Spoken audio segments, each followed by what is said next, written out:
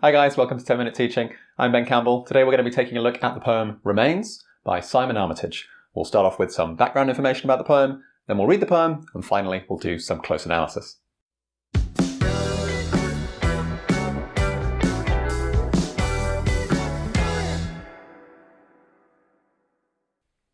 Okay guys, as always, let's start off with some background information. Simon Armitage is the poet that we are taking a look at today. He was born in Yorkshire, in Britain, and his poetry often focuses on relatively ordinary experiences that perhaps you might not expect to find in poetry. But often the point of Armitage's poems are to make these familiar scenes unfamiliar once again, to make them strange to us. There's some common themes that we can see in lots of Armitage's poetry. Power of nature is one. The struggles of the working class is often a scenario that Armitage puts into his poetry. The brutal consequences of war is something that we'll definitely see in this poem, Remains, that we'll read today. And finally, the importance of place in our lives. In fact, his first collection was called Human Geography in 1988. His skill as a poet has been recognised by the fact that he was made last year, in 2019, Britain's Poet Laureate, succeeding Caroline Duffy, who had held the post before. A little fun fact about Simon Armitage is that he's also a skilled musician and is part of a band. Now, that might be relevant to our poetry reading here because sound is obviously a very important element to poetry. So we'll be seeing how Armitage utilises sound in his poem today, Remains. So let's take a read of the poem and see what we think. Okay guys, let's read the poem. This is Remains by Simon Armitage. On another occasion, we got sent out to tackle looters raiding a bank. And one of them legs it up the road, probably armed, possibly not. Well, myself and somebody else are all of the same mind, so all three of us opened fire. Three of a kind, all letting fly, and I swear I see every round as it rips through his life. I see broad daylight on the other side. So we've hit the looter a dozen times, and he's there on the ground, sort of inside out, pain itself, the image of agony. One of my mates goes by and tosses his guts back into his body. Then he's carted off in the back of a lorry. End of story, except not really. His blood shadow stays on the street, and out on patrol I walk right over it week after week. Then I'm home on leave. But I blink, and he bursts again through the doors of the bank. Sleep, and he's probably armed and possibly not. Dream, and he's torn apart by a dozen rounds, and the drink and the drugs won't flush him out.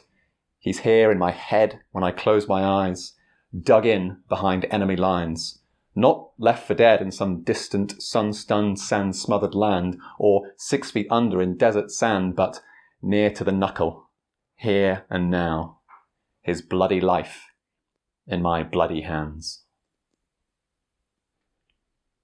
Clearly a very moving and powerful poem. Let's take some close analysis now and see if we can figure out how Simon Armitage has managed to create such a disturbing poem. So looking at the opening part of the poem, Armitage seems to be setting up this story that he's going to tell us.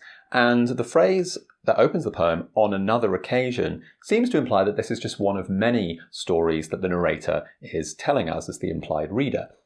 Initially, that might make us think that this story that we're going to hear isn't very important. It's just one of many stories that the narrator has been telling.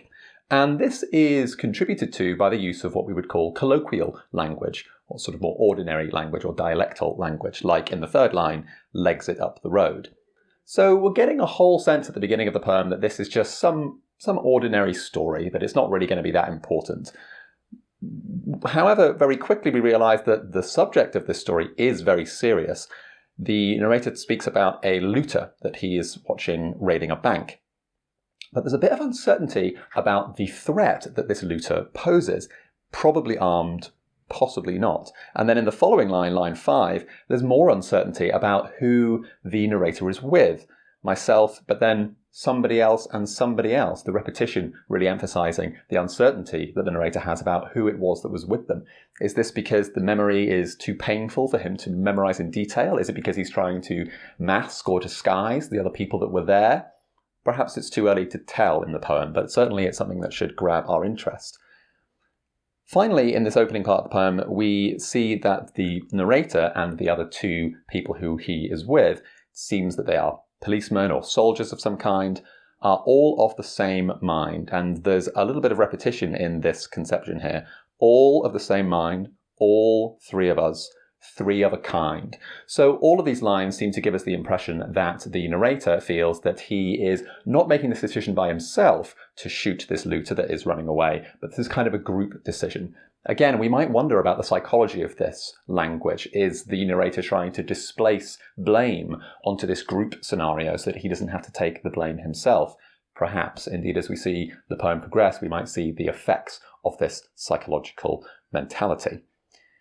However, in the second part of the poem, around about line 9, we then have a bit of a shift in tone.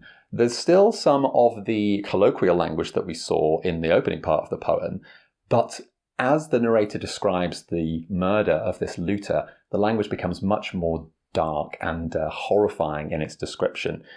In line 9, we see every round as it rips through his life, very violent verb, rips through his life. And the fact that he can see broad daylight on the other side shows the extent of the wounds that the narrator has dealt to this looter. But again, we have this colloquial language. We've hit the looter a dozen times. He's there on the ground, sort of inside out. Again, a kind of uncertainty in the language.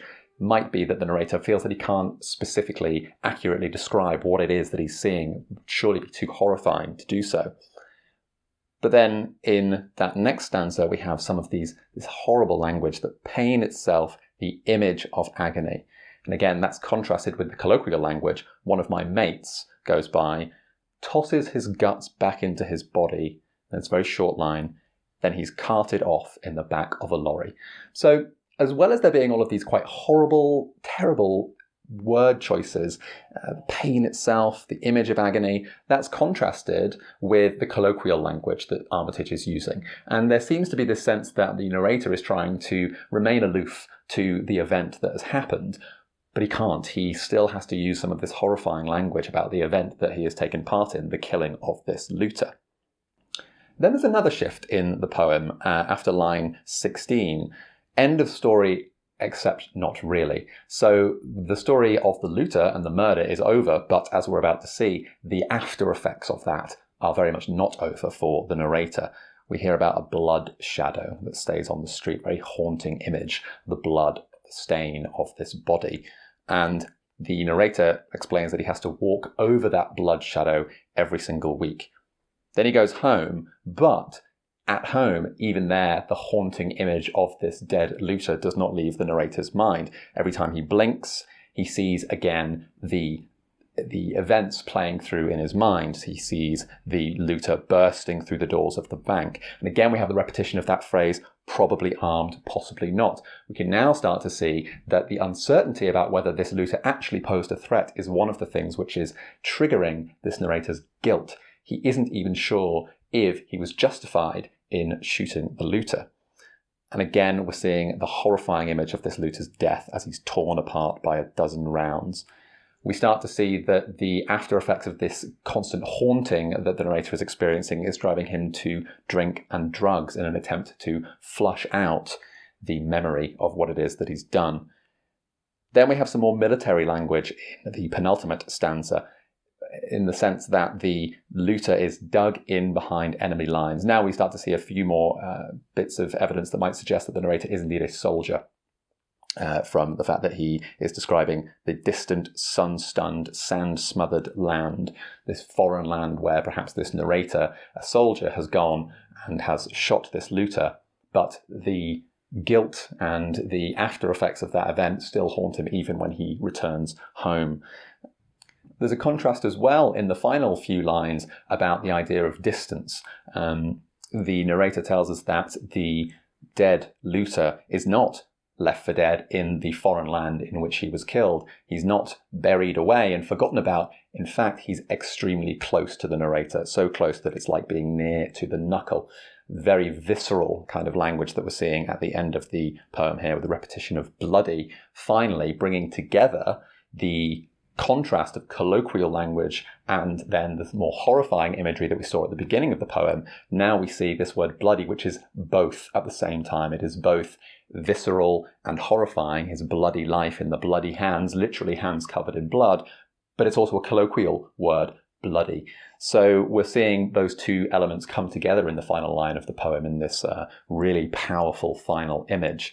So really what we're seeing here is a poem which is about the after effects of war and the consequences that can happen even once the war is over, even once people return from things that they've had to do in war. This is clearly a poem which kind of plays on the idea of post-traumatic stress disorder, PTSD, which this soldier seems to be suffering from. The haunting image of what he has done to this looter continues to return to him day after day after day. And one of the worst things, it seems, about this fact is that he was never even sure of the situation, wasn't even sure if this looter posed a threat or not. Ultimately then, what can we say is the point of the poem? Well, let's think about that title again, Remains. There seems to be a double meaning here, in the sense that the looter left behind was remains, the remains of a body, but there is also something that remains in the narrator's mind, this guilt and this horror that he feels at having done this horrible thing sticks with him, even after he returns home from fighting in this war.